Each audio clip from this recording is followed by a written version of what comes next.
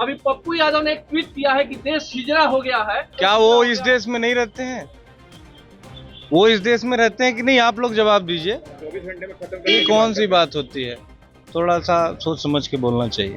पप्पू यादव पर फायर हुए भोजपुरी सिंगर रितेश पांडे ने दे दी सोच समझकर बोलने की हिदायत। भोजपुरी के सुपरस्टार और सिंगर रितेश पांडे राजनीतिक एंट्री से पहले पप्पू यादव पर फायर दिखे। पप्पू यादव को लेकर के जैसे ही रितेश पांडे से पत्रकारों ने सवाल किया तो पप्पू यादव पर फायर रितेश पांडे ने उन्हें खूब सुना दिया। बता दें कि बीते दिन पप्पू यादव ने लॉरेंस बिश्नोई को लेकर के एक ट्वीट किया था जिसमें उन्होंने नेताओं पर आपत्तिजनक शब्दों का इस्तेमाल किया। अब इसको लेकर के जब रितेश पांडे से सवाल किया गया तो रितेश पांडे भड़क उठे और पप्पू यादव को करारा जवाब देते हुए रितेश पांडे ने कहा कि जिस तरीके का पोस्ट उन्होंने किया है और जिस तरीके की बात उन्होंने कही है उन्हें जवाब देना चाहिए कि क्या वो इस देश में नहीं रहते। थोड़ा सोच समझ कर जवाब देना चाहिए। वैसे जो भी अनैतिक कार्य करता है उसका नेटवर्क ध्वस्त होना ही चाहिए। किसी को कानून से ऊपर जाकर कानून हाथ में नहीं लेना चाहिए, लेकिन इस तरीके का बयान सही नहीं है। उन्हें सोच समझ कर जवाब देना चाहिए। पहुंचे हुए हैं, क्या लगता है बीजेपी ज्वाइन करेंगे? जो भी होगा आप लोग के सामने बहुत जल्द आ जाएगा। कहाँ से तैयारी कर रहे हैं? कहा जा रहा है भभुआ विधानसभा से। जी रितेश जी, आप कलाकार हैं और काफी लोकप्रिय हैं। अभी पप्पू यादव ने एक ट्वीट किया है कि देश हिजड़ा हो गया है। उन्होंने लॉरेंस बिश्नोई को सीधे तो भैया क्या वो इस देश में नहीं रहते हैं? वो इस देश में रहते हैं कि नहीं? आप लोग जवाब दीजिए। 24 घंटे में खत्म ये कौन सी बात होती है? थोड़ा सा सोच समझ के बोलना चाहिए।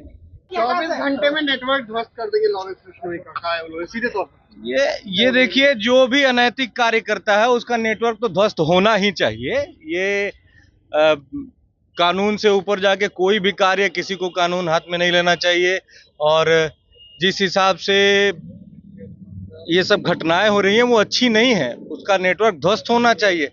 लेकिन ऐसा पूरे देश के बारे में ऐसी गलत टिप्पणी करना मेरे ख्याल से अच्छी बात नहीं है, क्योंकि उसी देश में वो भी रहते हैं, तो ऐसा कहना उचित नहीं है। तो राजनीतिक एंट्री से पहले ही पप्पू यादव पर फायर दिखे भोजपुरी के सुपरस्टार और सिंगर रितेश पांडे। बता दें कि रितेश पांडे ने पप्पू यादव पर हमला बोलते हुए उन्हें सोच समझकर बोलने की हिदायत दे दी है। बता दें एनसीपी अजित पवार गुट के नेता बाबा सिद्दीकी को हाल ही में मुंबई में गोली मारकर उनकी हत्या कर दी गई थी। इस हत्याकांड ने पूरे देश को हिला करके रख दिया।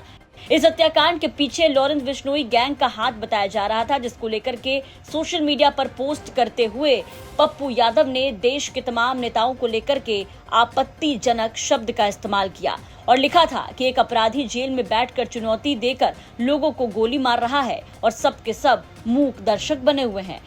कभी मूसेवाला, कभी करनी सेना के मुखिया, अब एक उद्योगपति राजनेता को मरवा डाला।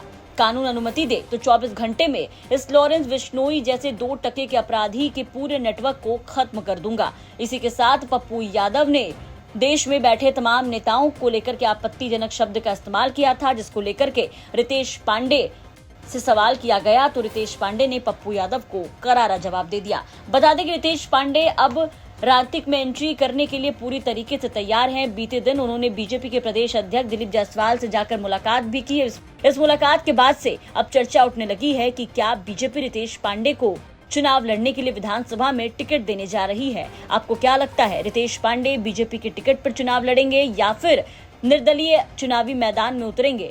अपनी राय कमेंट करके जरूर बताएं। पटना से शुभम निराला की रिपोर्ट, बिहार तक।